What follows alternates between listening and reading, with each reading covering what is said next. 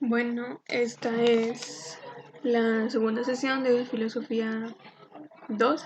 El video pasado tuvo mala calidad, pero fue más que nada por cuestiones de tiempo. Pero, espero que este video quede con muchísima mejor calidad para que no sea necesario estar recurriendo a la presentación. Pero igual creo que mientras esté explicando y lea completamente todo lo que se encuentra en la presentación, no hay ningún problema. Igual me vuelvo a presentar, soy Mónica Cuellar y estudio la licenciatura en Filosofía. Voy en sexto semestre y estoy impartiendo el módulo de Filosofía 2. Específicamente en la primera sesión, que fue ayer, y la segunda sesión, nos centramos sobre todo en temas de ética. En la sesión pasada yo di una definición como con un tinte general sobre lo que podría ser la ética y pues también por la presión del tiempo que se me venía encima, no hice como muchas aclaraciones que las voy a hacer ahora. En la definición general que hice sobre la ética, digo que sobre todo la ética tiene un, un rasgo que restringe cosas y que va muy pegada a lo que es la política, porque sobre todo la ética tiene una aplicación, y la aplicación más directa que podemos encontrar de la ética podrían ser los derechos humanos, ¿no? Dentro de la visión helenística, que es la que vimos en la primera sesión y la que voy a terminar en esta sesión, es evidente que no tenemos un estado de derecho como tal, ¿no? Y que esta visión, pero ética, de las escuelas helenísticas no tienen de base o no se sustentan con ninguna estructura de derechos humanos, con ninguna estructura de deber ser de la sociedad, porque, obviamente por el contexto en el que se desarrollan, ¿no? No hay ninguna estructura como tal que rija cómo debe actuar una persona y cómo debe respetar al otro, al espacio del otro o al espacio público. Por eso, lo que digo, que la definición de ética no es objetiva, ¿no?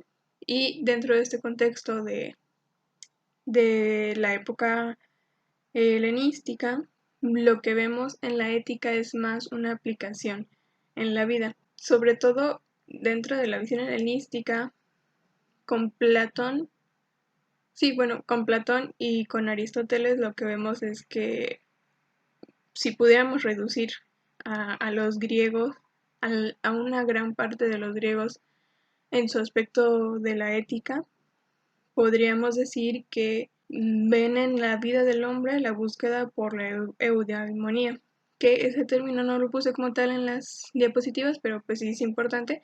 Eudaimonía, que pues es una transliteración del griego. Aquí pongo como una traducción de lo que podríamos entender como eudaimonía, que es la felicidad, ¿no? Pues, por ejemplo, aquí en los cínicos lo pongo, ¿no? Se centra en que el humano alcance la felicidad. Pero prácticamente toda la visión de las escuelas helenísticas y la visión platónica y la visión aristotélica se centran en que el hombre debe de alcanzar la felicidad.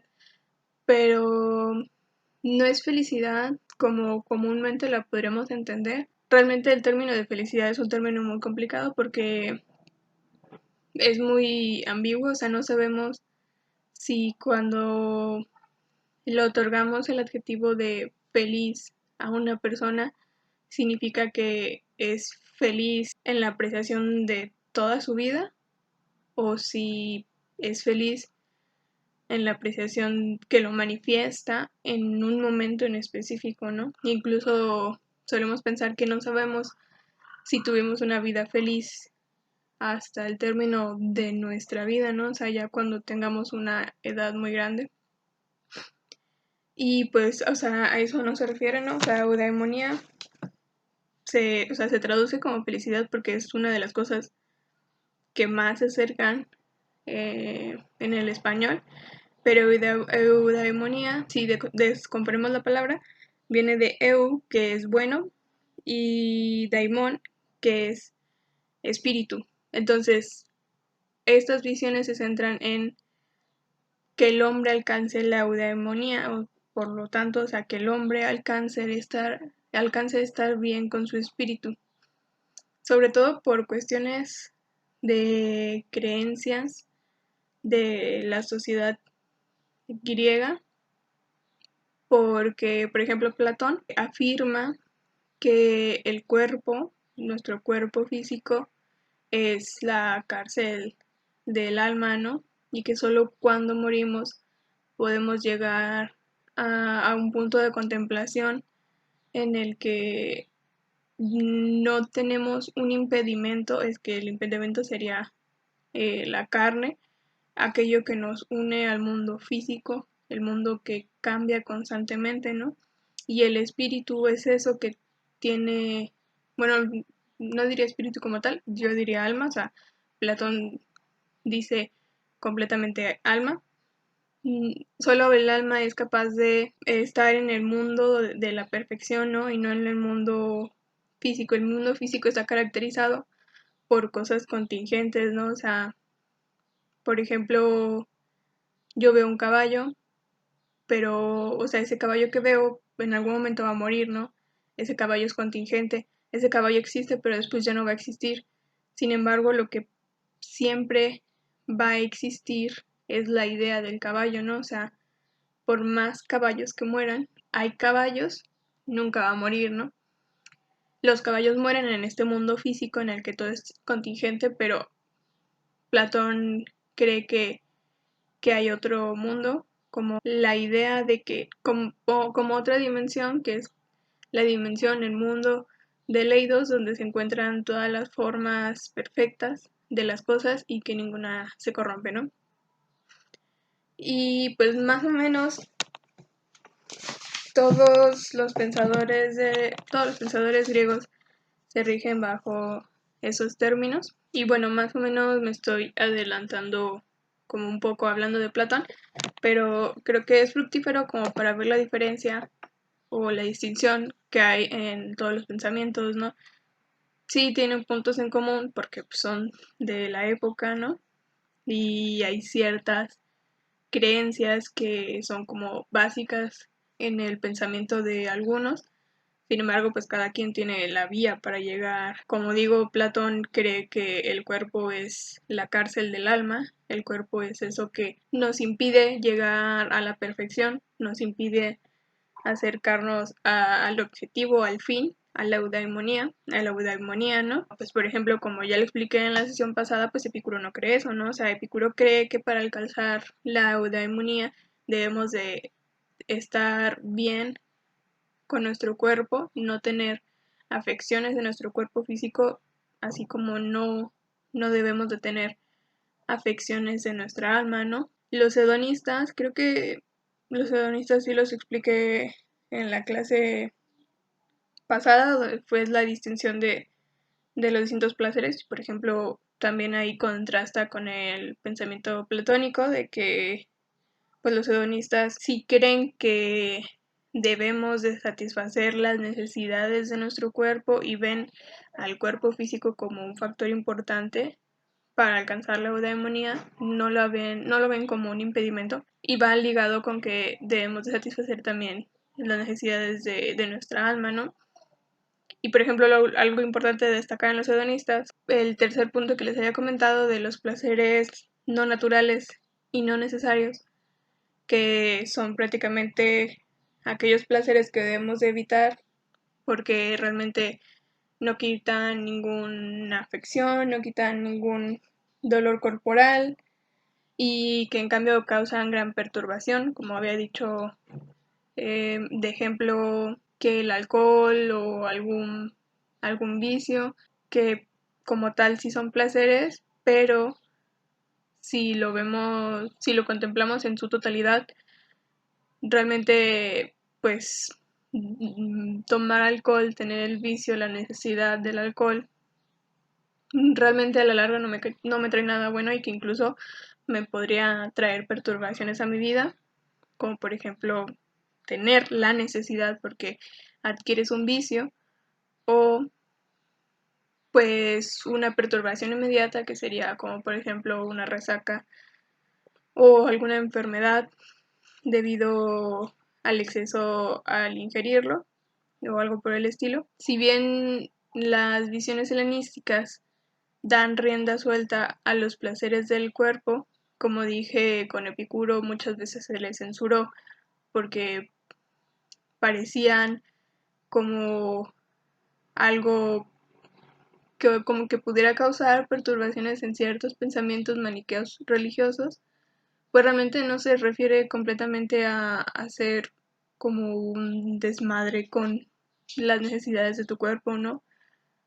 Por eso, uno de los conceptos muy importantes para la aplicación de esta ética, que sobre todo es eso, o sea, una sabiduría aplicada, estas visiones de la ética, pues es poder encontrar un justo medio, ¿no? O sea, sí debo de satisfacer los placeres que mi cuerpo me pide, pero pues no me debo de dejar guiar simplemente por eso, ¿no?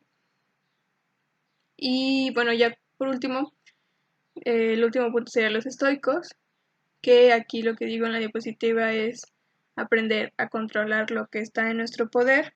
Y bueno, prácticamente los estoicos, el fundador es Zenón de Sitio. Zenón de Sitio es un discípulo de Epicuro y prácticamente, o sea, es chistoso y aceptar lo que no. La escuela estoica se fundó porque Zenón de Sitio estaba enojado con Epicuro y, o sea, podría entenderse como algo completamente distinto a lo que es los epicuros, pero realmente es súper parecido, o sea, casi casi la escuela de los estoicos se fundó porque Zenón de Sitio se enojaba porque él se ponía a discutir con Epicuro y Epicuro le daba como el avión, ¿no? Así como de, pues me da igual y no aceptaba sus contraargumentos. Pero, o sea, prácticamente están de acuerdo en muchísimas cosas.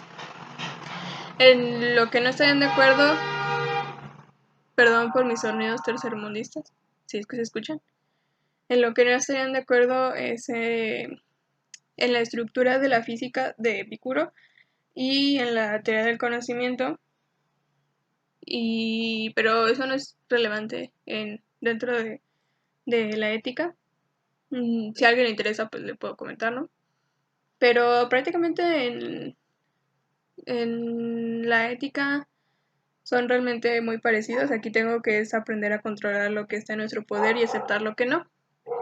Esta frase o bueno, este pensamiento en general no es de Zenón de Sitio, o sea, Zenón de Sitio solo es el fundador de esta escuela, pero es Epícteto, que originalmente Epícteto era un esclavo, y pues Epícteto es el que da esta aportación, ¿no? O sea, que debemos de centrarnos en las cosas que están en nuestro poder y aquellas cosas que no están en nuestro poder no deberíamos de preocuparnos, ¿no? Porque pues, si no están en nuestro poder, pues son incontrolables. Si son incontrolables, ¿por qué me debo de centrar en ello, no? O sea, si tú afirmas que hay algo que no está en tu poder, que te es imposible cambiar esta situación, pues ¿por qué te preocupas por ello, no? O sea, deberías de preocuparte por las cosas que sí están en tu poder y por las cosas que sí puedes cambiar. Ahora, realmente hay muchísimas más escuelas helenísticas. Sin embargo, yo creo que estas son como las más importantes que plasman completamente el pensamiento de esta filosofía práctica, porque esta ética se centra en cómo uno debe de vivir, ¿no? Como el vivir bien. La siguiente sería la visión platónica. Ya hablé un poco de esta visión platónica. Platón es uno de los filósofos que más escribió y del que más tenemos sus textos completos y escribe en forma de diálogos. No te encuentras argumentos estructurados, no te encuentras ninguna escritura en verso ni en prosa. Platón escribe en diálogos, ¿no? Y pone como de, y Sócrates dijo esto, y tal persona le contestó esto, la esclava le contestó esto y Sócrates le volvió a preguntar esto, o sea, así es como te encuentras todas las doctrinas de Platón, pero pues también hay doctrinas no escritas porque pues un medio importante para Platón para alcanzar el conocimiento es la palabra, el diálogo, por eso es como están escritos. Y realmente hay muchas visiones éticas en Platón, en muchísimos de sus textos, pero, o sea, podríamos recopilarlos en lo que puse en esta diapositiva, que es que se privilegia el intelecto sobre el cuerpo, la felicidad, la eudemonía, es el correcto ordenamiento del alma, el interés colectivo versus el interés individual, y el bien como idea rectora natural. Ay, aquí tengo un error, es obvio abajo, naturaleza tripartita del alma. Mm, Otro de los recursos que utiliza mucho Platón es el recurso del mito.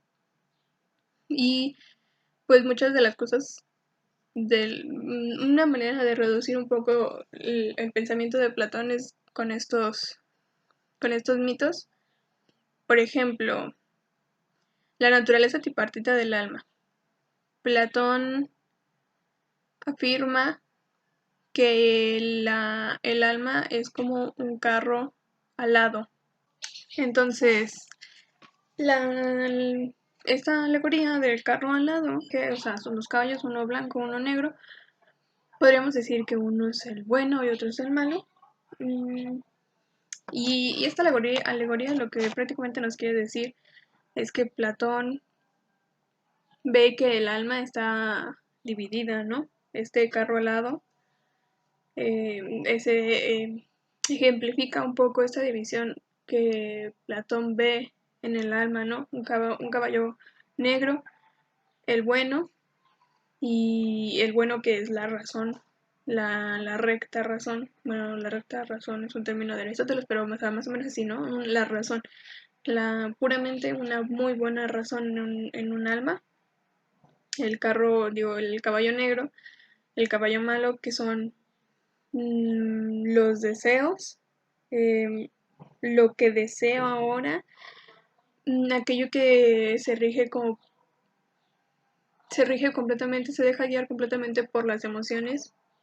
Mm, por ejemplo, cuando decimos que hacemos cosas estúpidas, como por ejemplo por amor, pues podríamos decir en términos platónicos que te dejaste guiar por tu caballo negro, ¿no? Que tu caballo negro guió tu camino, ¿no? Y que por eso hiciste algo muy estúpido por amor, porque pues tu caballo negro tomó las riendas del asunto, ¿no?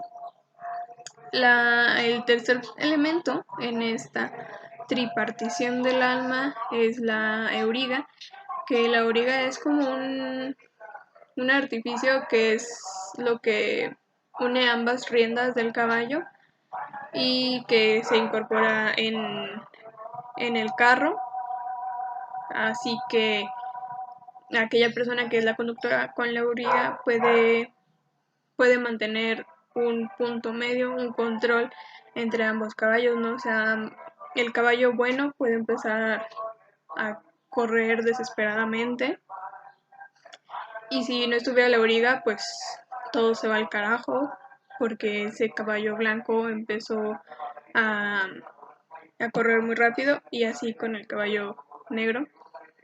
No porque el caballo blanco sea representado por la razón y sea representado por blanco y por el caballo bueno, significa que esté completamente bien dejarse sellar por, por este, ¿no? Para eso está la auriga, o sea, la cuestión es que al aplicar la ética, al aplicar la filosofía moral en tu vida, lo que debes de hacer es encontrar un punto medio, ¿no?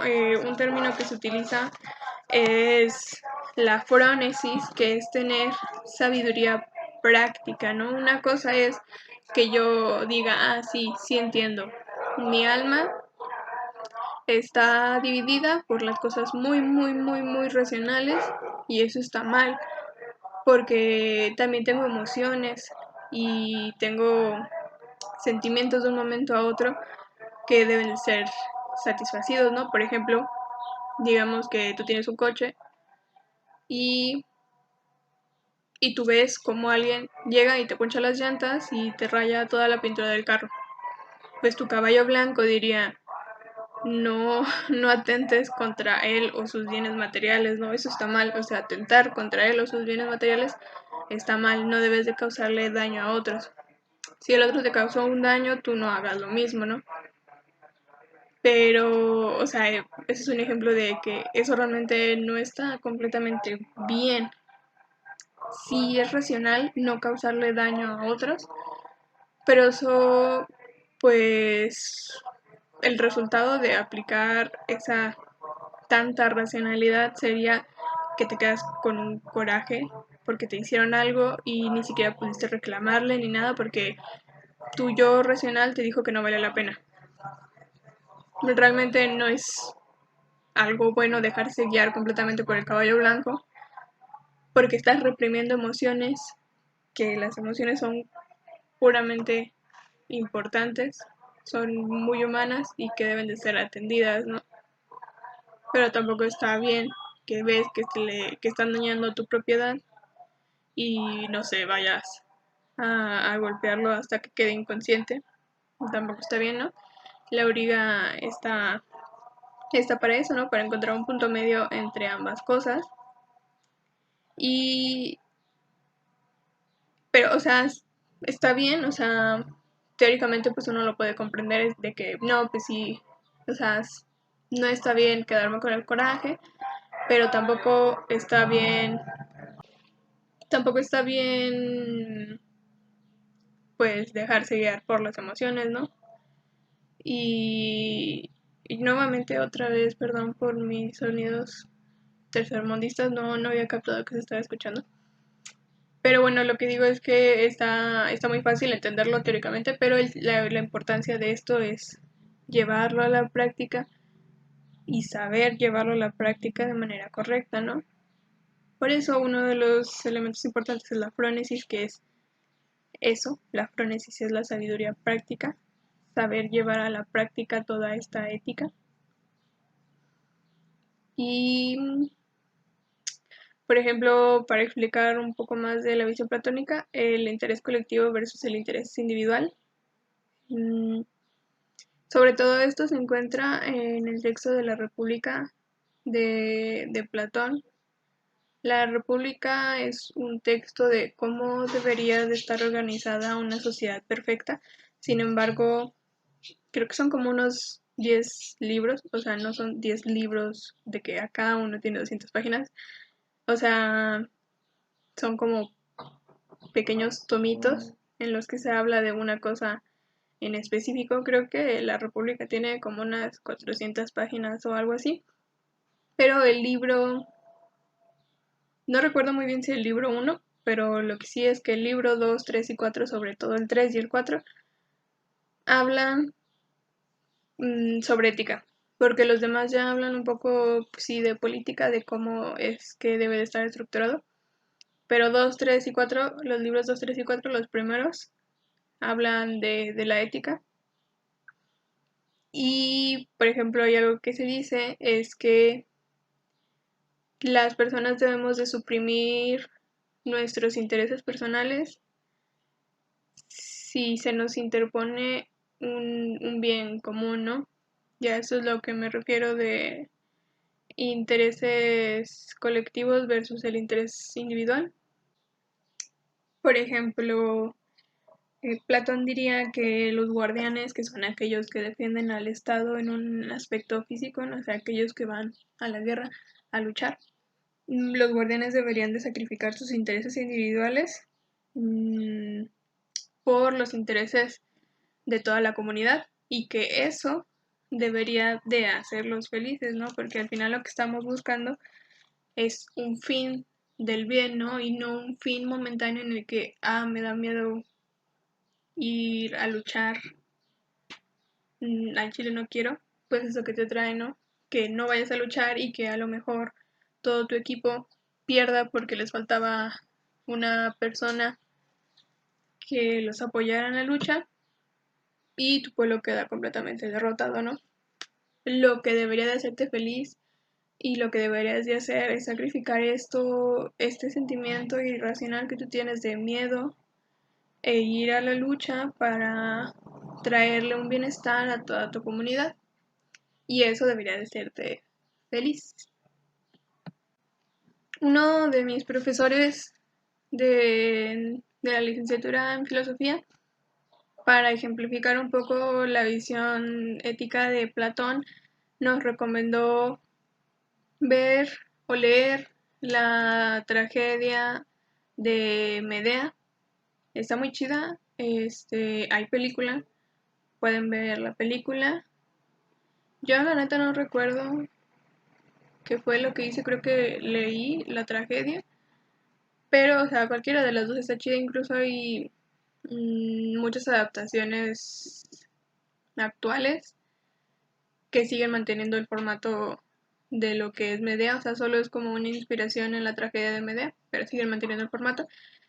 En resumen, Medea estaba casada con Jasón, pero Jasón, o sea, estoy quitando muchas cosas de por medio, ¿no? Pero Jasón de repente se compromete con otra morra y pues Medea ve como súper nublado toda su vida, ¿no? Entonces, Medea lo que hace es que no recuerdo cómo se dice esa palabra exactamente, desterrar, creo que sí, destierra a Jasón y a la susodicha con la otra que se iba a casar, pero, o sea, ella como en buen plan, entre comillas, le dice de que, pero pues, tienes un día para que te vayas, ¿no? De aquí, del pueblo. Pero realmente eso fue como una artimaña para poder tener tiempo y matar a la morra con la que le fue infiel, ¿no? Con la que él la traicionó. No voy a decir cómo por si a alguien le interesa, ¿no? Pero aprovecha y la mata. Y luego de muchas cosas más, también mata a sus dos hijos, o sea, a los dos hijos que Medea tenía con Jasón. Y si mal no recuerdo, también mata a Jasón, o sea, Medea hace un desmadre. Y, por ejemplo, la ética, esta filosofía práctica que Platón aplicaría a toda la sociedad griega, es exactamente lo contrario a lo de Medea, ¿no? Si quieren entender un poco, neta vean o lean Medea. Exactamente lo contrario que hace Medea, todos los intereses de Medea al contrario, eso es como debería ser un ciudadano según Platón. Y las acciones que toma Medea también tienen mucho que ver con la alegoría del carro alado, con la alegoría del alma tripartita, porque eso es lo que le acontece a Medea. Por ejemplo, uno de los como ejercicios que nos dejó este profesor es juzgar las acciones de Medea a partir de la teoría del alma tripartita. Y, o sea, es que está bien brutal, ¿no? O sea, tú lees o lo reduces a Medea, la engañaron, su esposo se iba a casar con otra, entonces Medea lo que hizo es que agarra y mata a, a la morra, mata al esposo y mata a sus dos hijos. O sea, está bien cañón, ¿no? Pero si te pones a analizar cada una de las acciones que Medea tomó y cuáles son los causantes de estas acciones y las analizas con la teoría del alma tripartita, hasta cierto punto, bueno, al menos en mis reflexiones yo llegué a la conclusión de que Medea actuó correctamente, ¿no? Actuó con frónesis. Ahora, la visión aristotélica. Aristóteles es un discípulo de Platón, por lo que muchas de las cosas que vemos en la filosofía de Aristóteles son ideas platónicas. Por ejemplo, aquí la frónesis se repite, pero Aristóteles le añade algo más, ¿no? La frónesis prácticamente es ser prudente y lo que añade Aristóteles es buscar un punto medio. Me voy un poco rápido. El punto medio que es, ¿no? O sea, podemos imaginarlo como una línea recta en uno de los, ¿cómo se dice? Bueno, en el principio de esta línea está el exceso, en el final de esta línea podemos encontrar el defecto. Ambos puntos son malos, ¿no? O sea, por ejemplo, podríamos hablar de riqueza, de honor, de placer, que en ciertos términos podríamos darle un adjetivo de son buenos, están bien, ¿no? O sea, tener riqueza está chido, tener honor, ser honrado está muy chido, ¿no? O sea, se les podría dar cierto adjetivo como de bueno, pero realmente estos son considerados o defectos o excesos. Entonces lo que debes de hacer es centrarte en la mitad de esta línea y encontrar un justo medio entre ambos puntos, ¿no? ¿Para qué? Pues para alcanzar la eudaimonía. Y pues para encontrar este justo medio, pues hacen falta muchísimas cosas. Una de ellas es el hábito, que es este, la repetición de acciones que generan un hábito, pero esta repetición de acciones pues es muy difícil, ¿no? O sea, por ejemplo, levantarse todas las mañanas a las 6 de la mañana para rendir completamente en el día y acostarse a la noche y haber completado todas las tareas en tiempo y en forma, pues está chido, está bien, pero no es nada fácil, ¿no? Por lo que necesita un esfuerzo, ¿no? O sea, este esfuerzo podríamos entenderlo como virtud, o sea, uno de los elementos importantes de la filosofía griega, la virtud, que la virtud es alcanzada pues en la mitad, o sea, entre medias, de alcanzar a tener este hábito. Y pues esta virtud va a pasar por muchas confrontaciones, como por ejemplo serían las pasiones, que Aristóteles divide las pasiones en dos y luego en otras dos, o sea, en cuatro. Serían las pasiones racionales y que ahí podríamos encontrar la inteligencia y a la voluntad. Por ejemplo, la voluntad a querer tener este hábito. Puedes llegar a tener la voluntad de querer tener este hábito, de ser una persona virtuosa, de alcanzar un justo medio y así poder alcanzar la eudaimonía, pero debes de luchar pues contra ciertos demonios, ¿no? Que por ejemplo serían las pasiones irracionales, que encontramos las pasiones irascibles, que son impulsos, y los deseos. Para controlar a las pasiones irascibles lo que necesitamos es fortaleza y para controlar a los deseos necesitamos templanza. Y ya como un dato extra, o sea, no es extra porque realmente es muy importante, es que en Aristóteles es muy importante el factor de la amistad, o sea, Aristóteles ve súper vital que para alcanzar la eudaimonia, para alcanzar ese fin que es el bien en la vida de cada persona, debemos de tener amigos, ¿no? Incluso también divide las amistades en tres. Mm, bueno, en tres sería, por ejemplo, las amistades que buscamos por placer, o sea, simplemente como de que, estoy aburrido, o quiero chismear, o quiero salir y no tengo con quién, pero realmente solo es como para estar chill, pues esa sería una amistad de placer. La otra amistad que podemos encontrar es como de interés, como por ejemplo de qué tipo y tienes a una amistad que dices, no, pues, o sea, tenerlo como amigo a él, pues la neta sí me conviene, ¿no? Porque o tiene varo, o pues su papá tiene una empresa y pues a lo mejor cuando salga de la carrera, pues me van a dar trabajo a mí en su empresa, voy a ganar chido, ¿no? Esa sería una amistad por interés. Estas dos a Aristóteles le dan igual, o sea, no son amistades que nos ayuden a alcanzar la eudaimonia. ¿Por qué una amistad nos ayudaría a alcanzar la eudaimonia? Porque el hombre busca una supervivencia, ¿no? Y pues esta supervivencia es una supervivencia común, ¿no? O sea que todos y cada uno de nosotros tenemos eh, este factor de la supervivencia. Entonces lo que deberíamos de hacer es que participemos, que hagamos un acuerdo, que busquemos este justo medio en conjunto, ¿no? Para apoyarnos y ayudarnos entre todos. Y de ahí sale la tercera amistad, que sería la amistad virtuosa, que en la que se busca puramente el bien del amigo. La neta está del nabo grabar en mi casa, porque a cada rato pasa el panadero con el pan. Pero, bueno, ¿qué estoy diciendo?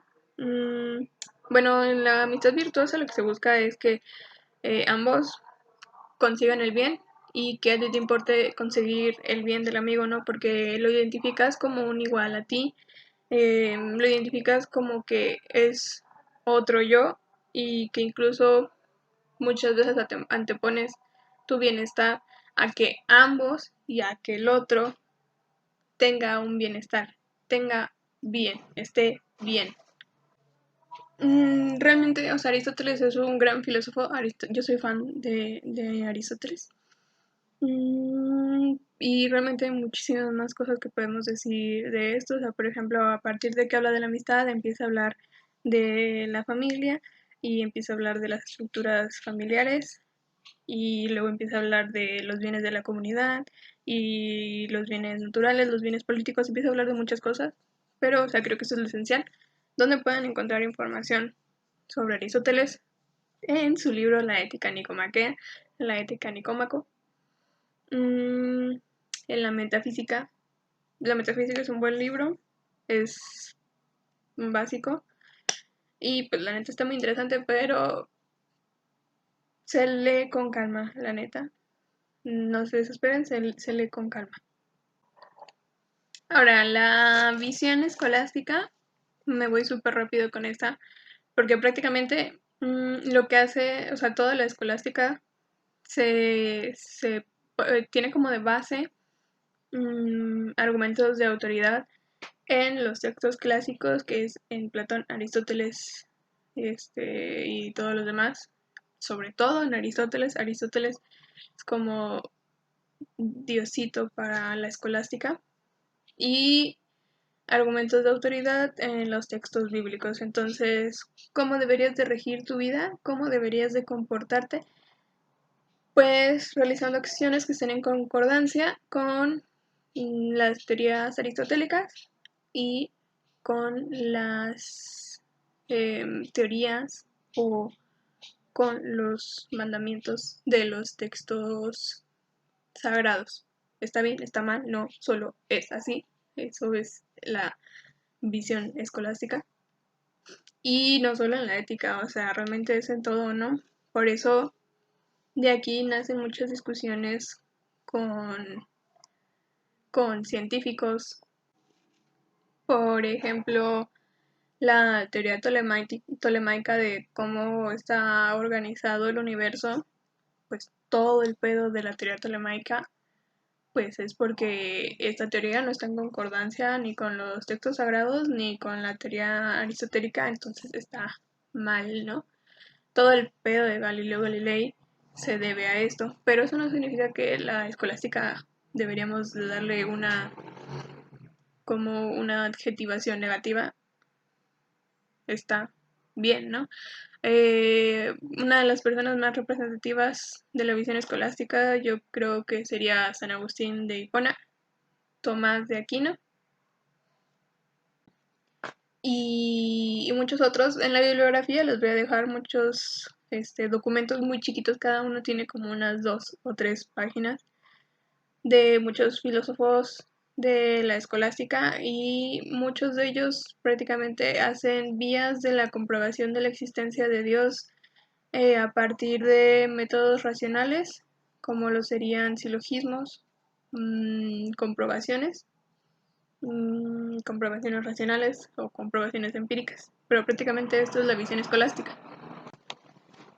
Y ya, o sea, prácticamente nos quedaría la última parte de esta presentación de la ética, y ya solo por cuestiones de tiempo y porque por decir uno que es muy rápido, voy a hablar de la falacia naturalista, que como dije no es una visión de la ética como tal, sino que la pongo como en representación de que la ética no solo son visiones em, de cómo interpretar las acciones o cómo interpretar el mundo en sociedad, sino que también hay debates que muchas veces son considerados como la metaética, que lo que se cuestionan son los conceptos que son utilizados en la ética.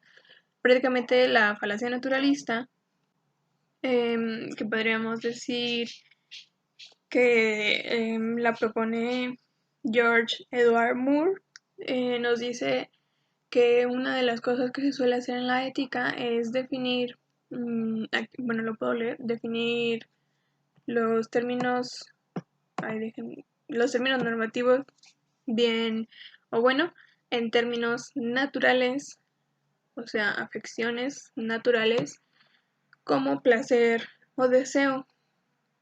O sea, denominamos a ciertas afecciones naturales, como podría ser el placer.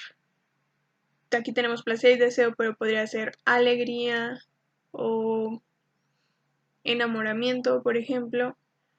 Y como suelen tener una reacción, entre comillas, positiva en un aspecto natural de nuestro cuerpo físico, se le suele atribuir los términos de bien o de bueno. El placer está bien, el placer es bueno. Lo que nos dice el argumento es que esto es una falacia porque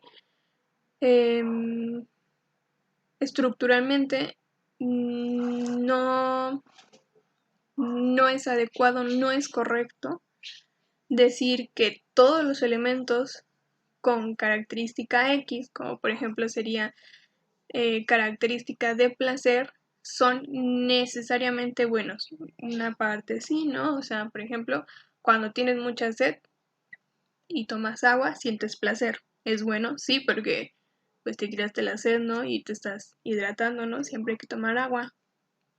Pero no necesariamente significa que siempre que vayas a sentir placer, necesariamente lo debemos de catalogar como bien o bueno.